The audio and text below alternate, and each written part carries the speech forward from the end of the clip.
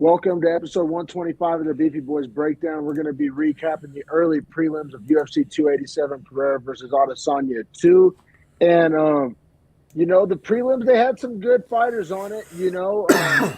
From a better, I took some L's on these prelims. I made some hot takes on these early prelims, and we'll get to it. We're working backwards this week with a little different format. Let us know in the comments if you like it or want us to go from start to finish. You know what was But strange yeah, to me we got about the biggest L I took, which will be the last fight we get to, which is the first fight of the card, is that it was one of those L's where like, even though I took the L, I was like happy to learn something, if that makes sense. Like I learned something in that fight, yeah, and I for think that's sure. valuable And in itself.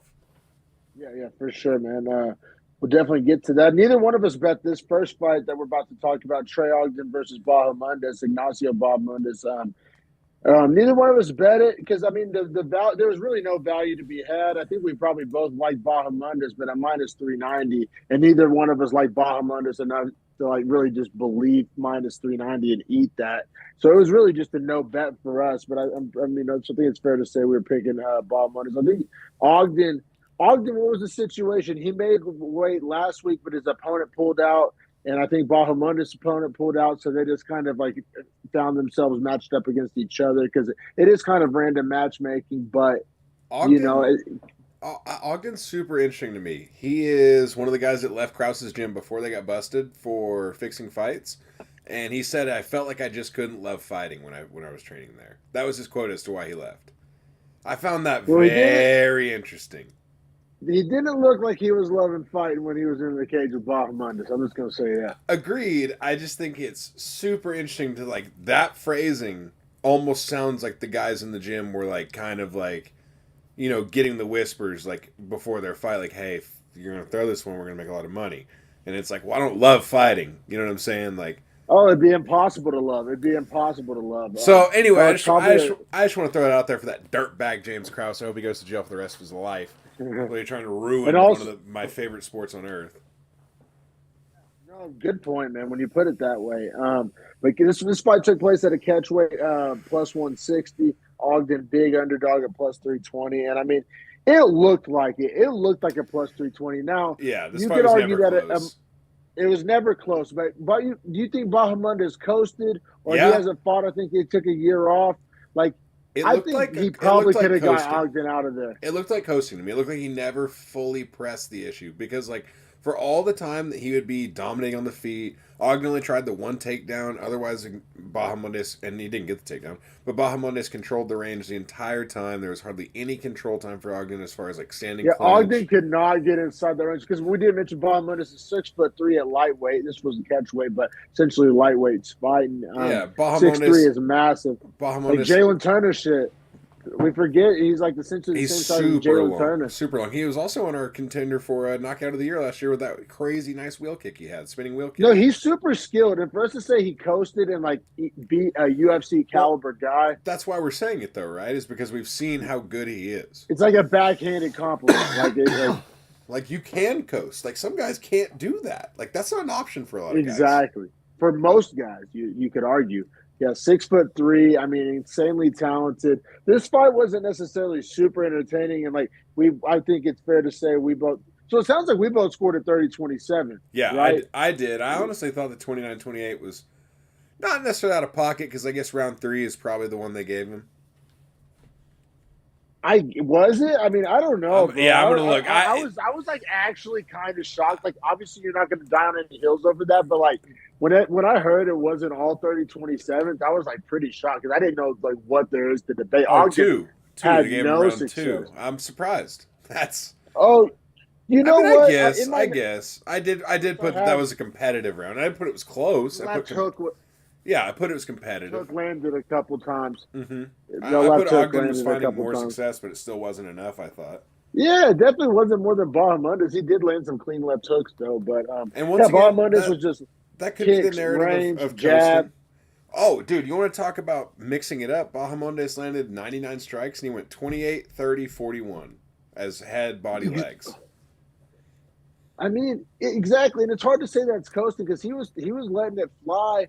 he never just really like went for any like finishing blows, like you could Yeah, argue, no but six like piece combos. Really didn't like uncork anything. Was really like capping it at like four piece combos. But still, like looked clean, looked crisp, great movement, good takedown defense on the one time Ogden could get the range in for a yeah. takedown attempt. Like I thought, as far as like a I, long rangy striker, that's exactly how he has to fight fights. yeah. And Ogden, I mean, yeah, he has a chin and he never quit. And I just feel like he never really was on offense. I feel like he was on defense He was like on his the back foot. I entire mean, fight. I don't think he could find range the entire fight. I think he Oh, was he couldn't. Yeah. struggling to find a range. Oh, that is 1,000% fair to say. And I think a lot of guys will against Bahamondes. So it's like, I don't know, lightweight's weird. Um, and if he coasts against the wrong guy, you know what I mean? It's going to be a bad night for Bahamondes. But so I don't love the coasting. Like I'd rather see you start your guy or run through a guy. You know, if you really are that much better than a guy, like it's not. Like, you know, you kind of fight like title fight Izzy over here. Yeah, exactly right. Like you're just kind of like it's almost like he approached it like I know my skill set is better and this guy can't hurt me if I don't give him the opportunities. So I'm just going to cut off his opportunities instead of thinking about it as I need to show how much better I am than this guy, right? Like it's just that competitive defensive mindset and like the difference between the two. So like in like Bahamondes, so he's on a 3-fight winning streak now. Roosevelt Roberts, Zurong, and Trey Ogden. Like 3-0 in the 3 in a row in the UFC is awesome. And I am not trying to sound like a hater, but like those names, man, like he he got to start.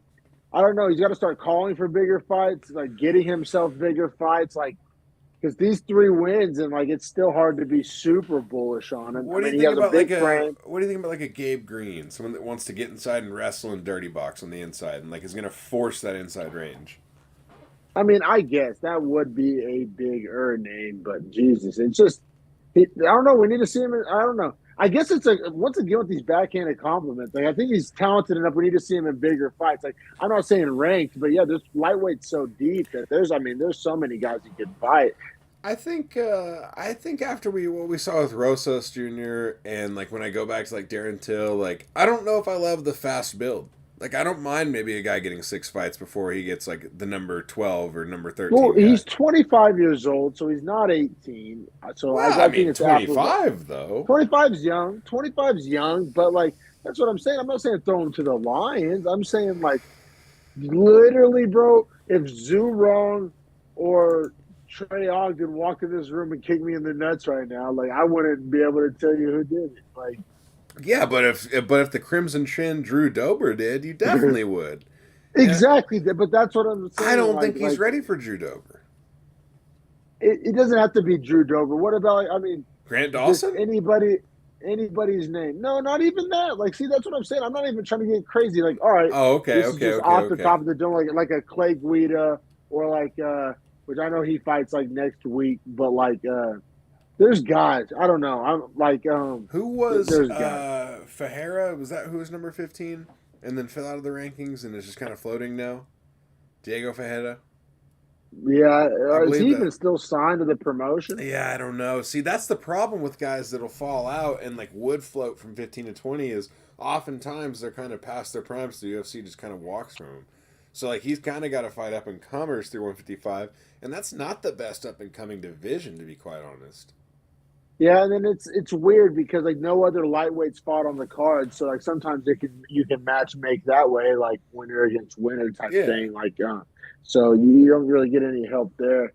And he definitely yeah. So I don't know. Like I guess like I said, I'm high on Bob Mundis, but I Oh, just still think we don't really know what we got there. also, all the new rankings are out as of this pod, so we can discuss that at the end as far as how it impacted any ranked fights if you want to. Because there are Yeah, some yeah, jumps, and I don't know if I agree or disagree necessarily with how they went. yeah. Definitely love to talk about that. We'll keep it pushing here to Steve Garcia plus 160.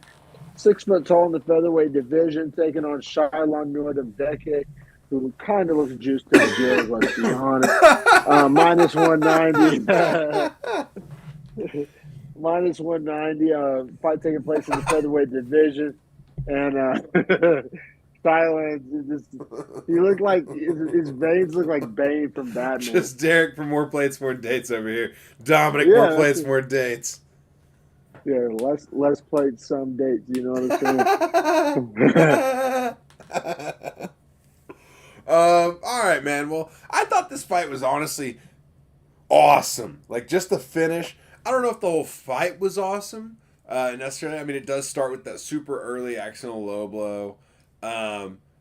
Nerdebeke did almost end the fight after that happens. Well, this fight was interesting, man. Like, I mean, yeah, Nordembeke came out red hot. I mean, he got the knockdown and then was just landing ground and pound bombs. And then Garcia was bombs. juicing him up at the end of the round. Yeah, exactly. But not enough to win the round. No, I gave it 10-9 Nordembeke, but at the end of the round, Garcia was getting off with the left hand, and a muscle-bound guy like Nordembeke, like, he did look like he started to fade pretty quick. Well, so here's my thing: is every judge scored at 10-9 Nordembeke, and that's a credit to Garcia because that was going to be a 10-8 if he hadn't won out at the end of the round.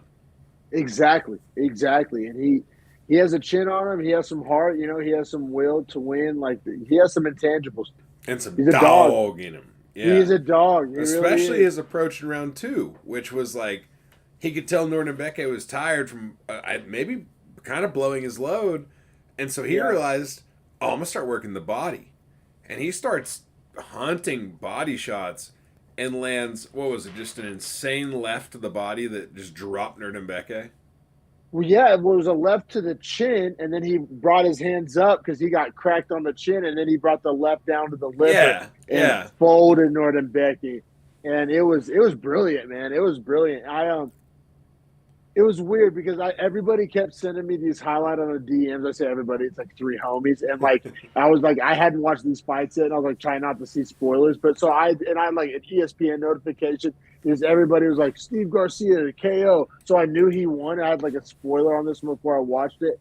And so for me, it was beautiful knockout, but I had so much hype and expectation. I saw it. I was like, but like it was beautiful. That left hook to the lip. I will say you probably did not expect a body shot KO. I did not. I did not expect a body shot KO. I expected a massacre, but it was beautiful. I even put in my notes. I put Garcia by KO body shot. Like the official scorecard reads KO strikes at 36 seconds of round 2. I would prefer that to say KO body strike. I thought that this could have got a bonus too. Me too. That was vicious. I thought it was fucked up. The bonuses were stingy. Bro, a liver shot finish before 6 minutes into a fight. A comeback too. And a comeback? Yeah. I mean, if he didn't get a Dana Duffel behind the scenes, what are we talking I hope he did.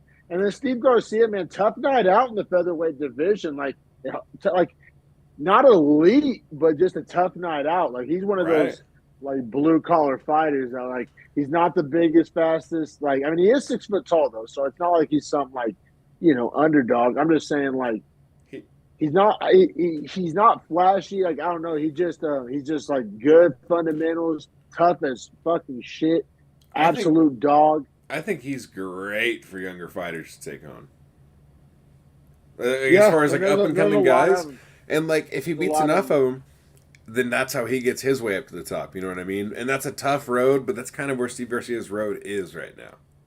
Yeah, but in his style would match up good against contenders, like undefeated guys that have never faced adversity. Good luck with Steve Garcia because you're going to face some adversity. Yeah, exactly right, man.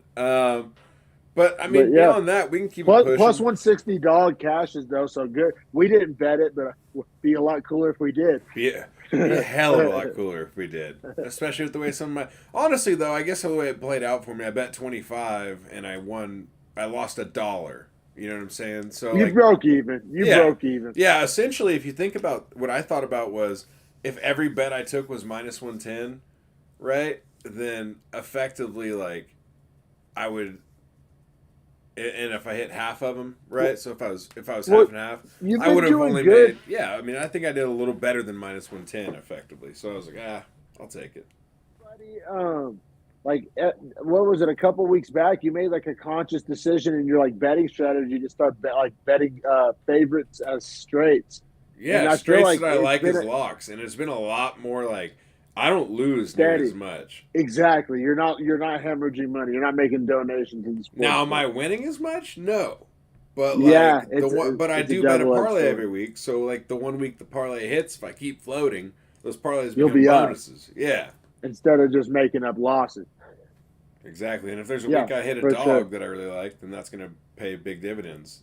Thanks, Adrian I Jones. still, I'm two-leg McGee, man. I love my I two-leggers, man. love a good two-legger too, though. But like a three is really where you start making big multiplying Oh yeah, values. no but two legs are easy to Sorry. hit though. Not easy, but like three-leggers, you're right. You ball out, but it's tough to hit a three-legger. I've gone 2-1 on so many three-leggers. It's just brutal. I know. It's hard out here. I It's know. hard out here. And that's like But that's the Vegas crutch. That's where they want you. exactly. That's why I feel like the two-legger is kind of like not cheating the system, but it's just like you're not getting greedy, but you're just getting a little bit more value than eating the minus. You know what I mean? But we'll keep it pushing here. So Jacqueline Amarine taking on Sam Hughes in the strawweight division. Sam Hughes was a big dog at plus 215. Talking betting, it was Amarine's debut minus 255. She was an undefeated kind of stud prospect. All first You round know, finishes.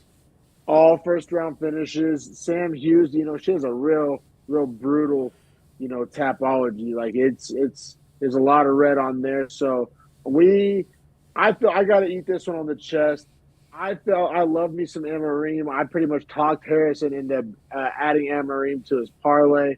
So I'll eat Facts. that one But on the chin. my parlay still didn't hit anyway without her. So, like, is what it Yeah, is.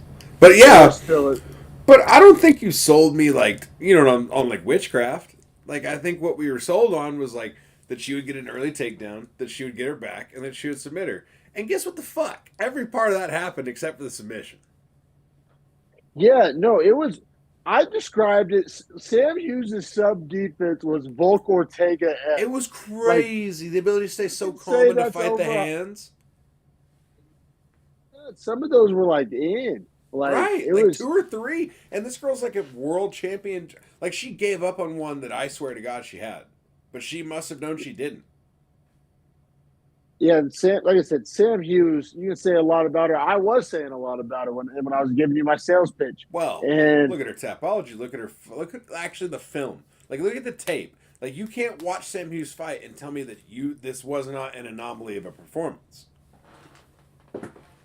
And in I mean, fact, she you was. know what? She didn't even fight that good.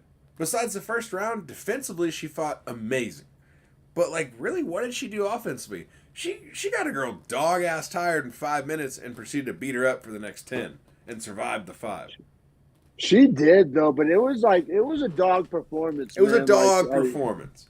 But like, that's the girl's first fight in the UFC. Has never fought more than a round. Is a jiu-jitsu champ, which we but that, always see the jiu-jitsu champs gas out. Adolfo Vieira. They always it's weird. gas. Isn't jujitsu like a longer time frame? I guess but it's Lower like pace. slower movements. It's not like fast twitch. Mm-hmm. So it's like getting a like a cross country runner to run sprints and do like a football Yeah, like workout. they're It's like done after different. like 2 or 3 hundreds. But like if you want to Yeah, run like 6 miles with them, like they're gonna start you. yeah. You're right. It's a different, and that's built up over years and years. Interesting. Yeah, Sam Hughes. Speaking of, she's an endurance athlete, so it's Yeah, kind of a she bad runs cross accent. country. Like literally, Yeah. her thing is to go 15 minutes. Like she wants to hunt decisions, whereas Amreem wants to hunt finishes.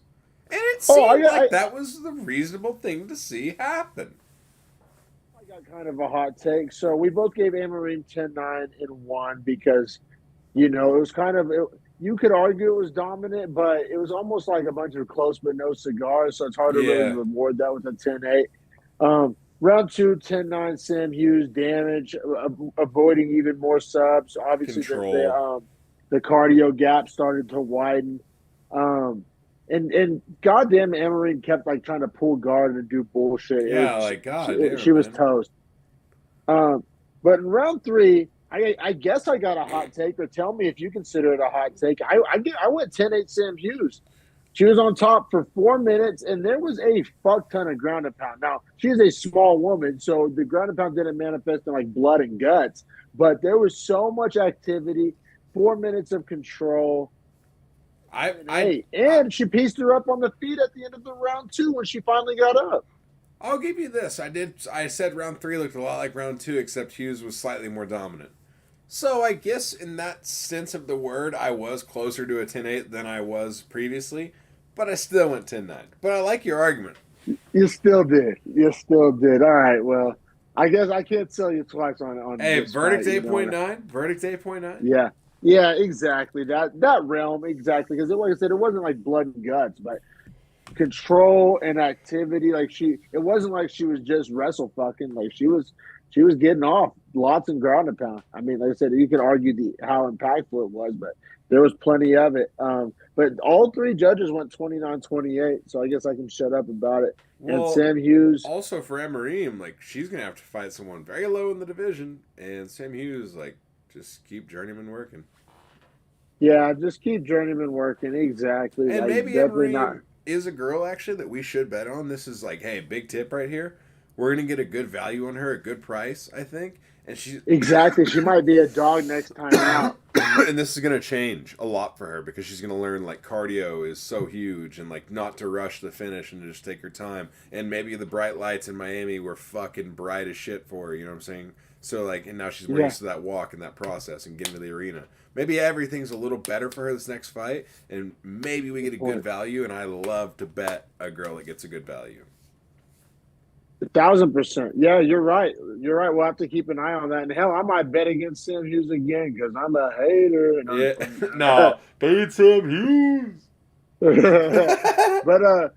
yeah, that really wraps up the early prelim segment. Only 3 fights, which was awesome. I love it. I hate when they have 5 fights on the early prelims. I'm like, God damn, I'm going to be hammered by the main event. I mean, we talked about the idea of potentially doing a contender series 3-fight early prelim on every major card like this, and then doing 5. Yeah, and turn the contender series into like a G League, into a minor league. Yeah. And not make it like a one and done thing, because we talked about a few weeks ago for our viewers that watch every week, but like we're talking about like UFC's almost oversaturated. Like there's some weight classes with 60 fighters, and by definition, like 25 of those are irrelevant. Like they can't all, you know what I mean? So if the UFC had like a minor league where like, especially young fighters like Rosas and young fighters that maybe they're taking L's or like, but they still have a lot of potential. You don't want to give up on them. Like maybe you got to earn your way up to the big leagues, like some other sports do, like soccer has a situation like that. Baseball has a situation like that.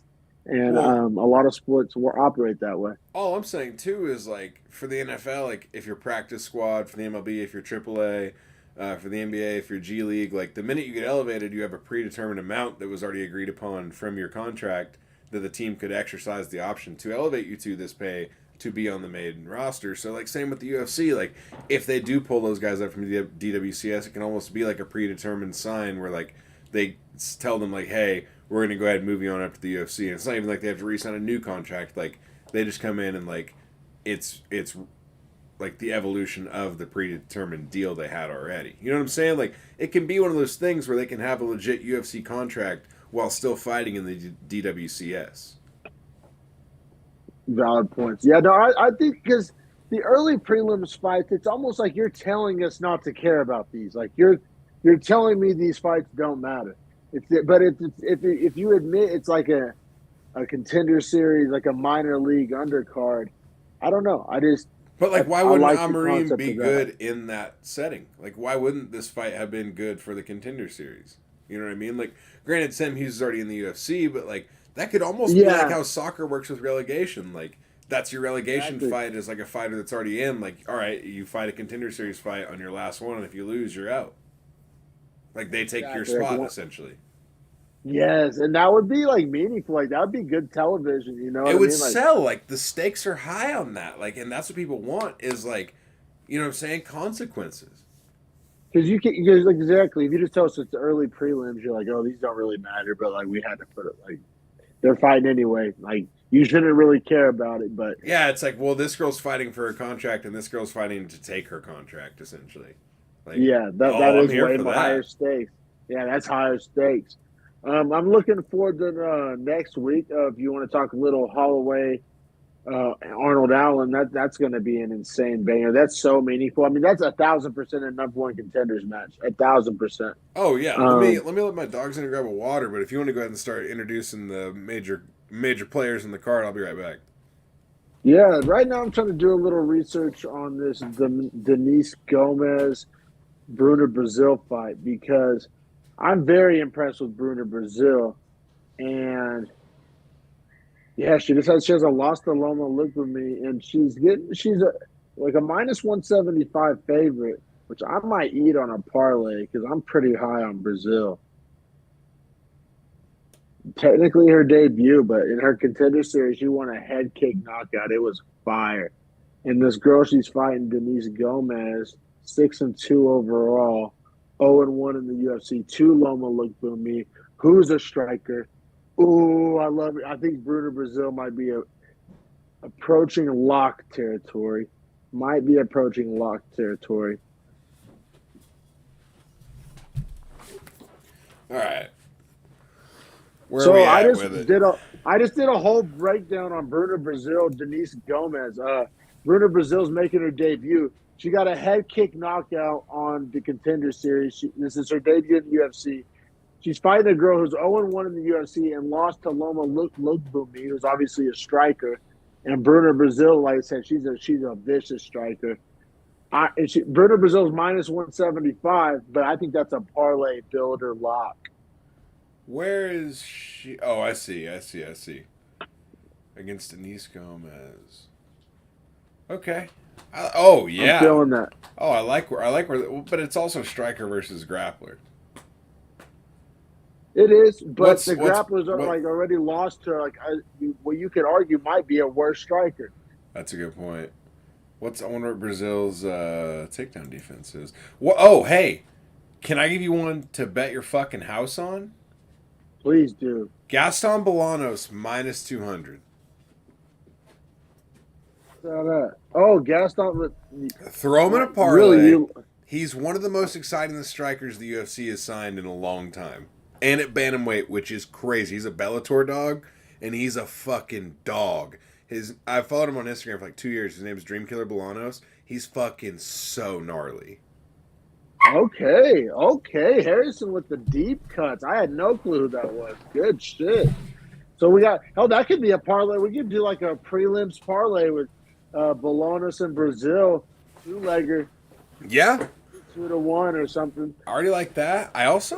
I mean, Jocelyn Edwards +115. That's kind of juicy to me. I bet Edwards before and regretted it. I'm out on betting Edwards. I understand your argument. I just don't like betting on Edwards. Okay, I'm like that with some fighters. okay, what are you thinking about? What's your thoughts on Nicolau Royval? Okay, I was just about to ask you about that. I, goddamn, I just give me the over. You know what I mean? Like, I don't think these guys get it to finish. Ooh, the over. Hold on. Let me see if I can find it. Over 2.5 rounds is -110. That's good. Hey, -110 on hey. that. I love that. I love that. I think That's that's what so I think good. that's what we should be looking at there. Ooh, Now let me ask you that is this: gas. What's up with Pierre Rodriguez, 9-0, being +105 against Jillian Robertson, 11-7? I know Jillian Robertson. I know Submission Master. How old is this woman now? She's only Hold on. 27. Yeah, I'm about to look Wow, I up thought she was like Pierre. 38. She started young. I'm about to look up Pierre. I don't know a ton about her. I'm going to her Tapology right now. 9-0. Looks like she's also a grappler, but can strike better. 30. What's the size looking like? 5'3" to how tall? 5'5". So Pierre's 5'3". She used to fight at 115. Oh, Robertson's going down to 115 for this fight. Ooh, that's interesting. You know what? This might be a no bet for me unless I just Yeah. do a little more research. Not off the not off the cuff. I'm gonna stay away from that one. What do you think about Algio at minus 190 versus TJ Brown at plus 160? Man, I think this is another one where I've bet against TJ Brown before and regretted it. Like, All right, tough some bitch. all right. Well, What I have about another great Clay parlay. Guida, Rafa Garcia?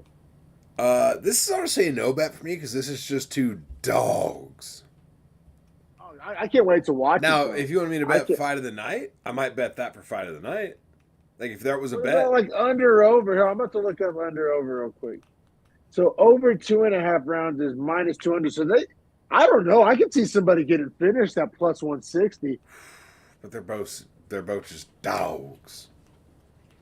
You're right. They are dogs. Okay, now here's what I'm saying is Chris Gutierrez minus 200. I mean, bank it. Put it in the 3-legger. Yeah, and we are we are going to a Caesars sports book. I'm trying to find fight doesn't go to a decision plus 140. For who? Gutierrez by KO is plus 450, bro. I'm doing it. Hold me to that. I'm doing it. Plus 450. All right, I don't mind that. I don't mind that at all because I think Gutierrez is dangerous. So dangerous. All right, let me see if there's any other interesting ones. I mean, I guess value-wise, all these main card fights are incredibly interesting because no one's more than minus 200 except for no one. What's your thoughts on Tanner Bozer dropping down to 205 to take on Kudalava? So I think this is a way better weight class for Bozer. I don't know if this is the guy that's a better matchup for him, though. I know. I don't love it. I might just knee-jerk reaction, gut feeling, I'm going Kudalava. And it's you're getting Kudalava at minus 125, which I don't think is that bad to eat. That's a great straight. Like, I love that as a straight because that's when I get even money, pretty much, you know? Those are your favorite straights. He's a grappler, isn't he? Yes. Hey, we've been picking a lot of favorites, and we haven't really been throwing any hot takes out there. Murzakanov plus 145 against Dustin Jacoby is like interesting. Like that's worth taking a peek at. Let's see. I mean, Jacoby is 35. He has a 4.5-inch reach advantage. He's 5 inches taller, though. He is orthodox, and Murzakanov is southpaw. Oh no, Murzakanov fights as a striker. I mean, he only averages less than a takedown a fight. Really? Oh yeah. Man. Here I go stereotyping the Russians again. All right, let's talk about this co-main and this main event, and then we'll get out of here. Yes, sir. So Billy Q minus 180, Edson Barboza plus 150. I think I'm Billy Q all day, and I mean, I think that pressure fighting is not going to allow Barboza the space to get off, and I think he's going to be pressed against the fence a lot. Yeah, I don't have a lot of faith in Barboza. He has a 5-inch reach advantage, but I think that gets neutralized by the style of Billy Q. But Billy Q also always eats bombs early. And can he survive a Barboza? What's the over-under on this fight? Let's see. Oh, I don't really have real odds up on this. I have over 2.5 rounds at minus 125. Yeah, that's what I have too. Under 2.5 rounds at minus 105. Yeah. So that's tough. Really pick him. Yeah, it's so tough. Billy Q's hard to finish, but Barbosa's old. He might get finished. Yeah. I'm going to go Billy Q. I think Billy Q in Vegas is telling us they think Billy Q. Probably going Billy Q, but you know what? Maybe a no bet. I don't know. This card's so juicy with numbers, I might go back to Parlay McGee and just do $5 parlays next week. I don't know. I might have fucked myself on how juicy this is. Hey, you know what? I might just I might be real picky and do some specific shit. Like do a decent, for me, big bet on the Roybal Nicolau over at minus 110. And I really do kind of like Bruner Brazil. I know that's like a random like hill to die on. And then I'll do a little Yanni sprinkle on Gutierrez by TKO. I love the And Gutierrez TKO. That might save your whole day. Hail You know what I mean? Like if everything lost but that one hit, like shit, G. Mary. You know what I mean? Like all right, and then main event, Max I Holloway know. You know I've blessed been minus one bullshitting is seventy. because I don't have like a take. Like I'm so like polarized. Like I'm so like can, Holloway's not old. Like he's not I old. know he's only 2 years older than Arnold Allen. That one's only fought 10 times professionally. He's 10-0. That's and he's taking on Max fucking Holloway. Now, It's tough. okay, here's what I'm gonna take. Honestly, over or under is set at 4.5. I like the under 4.5 at plus 100 all day long. Really, because I think someone's neither getting one of these finished here. guys get finished. But it's a first time for everything. But I don't know. It just seems like the point in Holloway's career. I mean, Holloway by decision is plus 145, and Allen by decision is plus 325. I guess if you're going to take Allen, you take that decision plus 325. that's juicy. Yeah, see, You know I'm a that's actually value valuable. monster. I'm just a greedy fucker. You saw my ears perk up when you said that. The Holloway or the Arnold decision is fucking 325. That's free money, man. Oh I'm my thinking god. about, It does seem like maybe that point in the like road, it's though. super possible. It's super It possible. does seem like But that point in the also, road. it's just tough because Allen, he does look really, really good, and I'm high on him too. But the jump from Sadiq Yusuf and Dan Hooker, and you really can't count the Cater fight. The jump from Sadiq Yusuf and Dan Hooker to Max Holloway, like, is this a Giannis situation? Is this a Giannis Font situation that we're falling into again? Are we going to learn from our past mistakes? Would that, like, do you see any correlation there? I don't I just know. lost in the sauce. Arnold Allen and Hooker was like pretty like telling, except Hooker did cut that extra 10. So like, who's to say Hooker that? cut the extra 10, and like, when's the last time Dan Hooker? I'm gonna look up. Dan Hooker's been taking L's. That age is not great. He beat Claudio Polis, but he lost to Makachev and Arnold Allen. That's gnarly. Lost to Michael Chandler and Dustin Poirier. So he only loses to the best. Beat Hawk Barras and Pueyes. Man, I'm so bummed the Jalen Turner fight got canceled. That was going to be a heater. I'm just saying, like, if you look at Arnold Allen's fight history, like he has a win over Amir Khani in 2017, which is nice. I mean, obviously hasn't lost in the OC. He has a win over Gilbert Melendez. He has a win over Nick Lentz. He has a win over Sadiq Yusuf. Those are all decisions, right? But then he has a KO over Dan Hooker and a TKO KO of Calvin All right, but then Kattar. you go over to Holloway, and goddamn, I guess Kattar's was his knee blowing out. 16 months ago, he beat Yair Rodriguez, who's the current interim champ. And beat Like, him bad. you're talking about Sadiq Yusuf, like, and he, you remember what Holloway did to Calvin Kattar? Yeah. And he did that to Yair, too, although that was a great fight. Like, he Still beat beat him Frankie up. Edgar back before Frankie Edgar was a show. He beat Brian Ortega. Beat Jose Aldo, and like, I just don't think Arnold. It's hard for me to believe Arnold Allen's going to be too much for him. Like, maybe Yeah. I'm a mark. Maybe I'm a blessed mark. You know what? You're right. Unless it's Dustin Poirier, Conor McGregor, Alexander Volkanovski, or Dustin Poirier, right? Yeah. Okay, but if it's not those three guys, Holloway doesn't lose. So I'm an idiot. Including Yair. It's Holloway. It's Holloway, bro. Like because I want, what me being a value monster, I'd like want to go Arnold Allen, but I think I'm seeing what Vegas is seeing. Like, well, not super bullish on it. Minus 185, minus 170, depending on where you go. But I am just saying that's it's a super interesting thing if you take the Arnold Allen by decision straight and then you put Holloway in a parlay. Like, it's a super interesting hedge. That's the way to play this. That's the way to play this.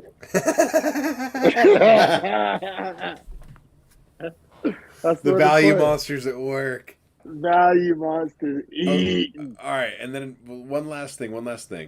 Rankings did come out today. I just wanted to go over a couple of the changes. Pereira's down to 9 in pound for Hold on, let me pound. grab a long drink. I need a long drink. All right. Fair enough. We're gonna go over pound for pound real fast in the show. It's got to be a long drink. If you don't know about long drink, it's the Finnish long drink. It's a gin-based cocktail that is like a botanical cocktail base. It's actually pretty damn good. They got turned on to them in the West. They started on the West Coast. Well, they started in Finland originally. Sorry, I'm just explaining the story of Finnish long drink. Got that sugar-free long drink. It's so fire. It's kind of an acquired taste. Bro, earlier when I was at my great granddad's house in Red Bluff, California, he had a Meyer lemon bush, and I took one home. And I poured some long drink in and squeezed some like fresh squeezed lemon juice straight from the bush in there, and it was so far. Listen to this guy. He's becoming a gin lord. Talking about Yeah, which I'm a fruit gin he guy. wants to squeeze in to mix with which botanical gin he likes to drink. This fucking guy. What a West Coaster. IPAs and gin. What got a hold of him? Yeah, these long drinks, man. If you're in Reno long enough, you're just like slowly morph into the most long drink guy. It happens. They are gas, though. I was telling Dominic, actually, before the show started, that they just kind of made their way to Oklahoma. And people here don't know about them. And, like, I've been putting people on, like, they're super gas. I'm not even going to cap. But, yeah, we're talking rankings here. We did have some, obviously, very impactful fights as far as rankings are concerned. Pereira's obviously not the champion. Izzy is. They flip-flop spots. Pereira goes to 1. Izzy is the champ. That's, I think, all fugazi for now, as I think Pereira goes to 205. Pereira's 205.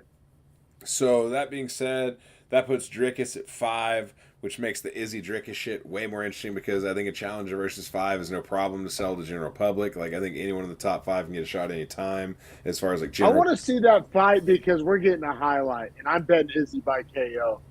Like, yeah, a guy that likes to come forward and rush against a guy like Izzy that likes to that's sit all back he and does. counter. I've never seen a fighter with more straight line blitzes than Dricus. Like, I literally can't think of a guy. Yeah, me either. And then, so Magny then drops 2 spots to 13. Gilbert Burns stays the exact same. Or not Magny, Masvidal, I'm sorry. Masvidal dropping 2 spots is weird to me because drop him out of the rankings. He retired. Yeah. Well, so, that's weird. Also in the middleweight division, and this I think is a hilarious point of contention I want to talk about, is Gastelum goes up to 11. Chris Curtis falls to 15.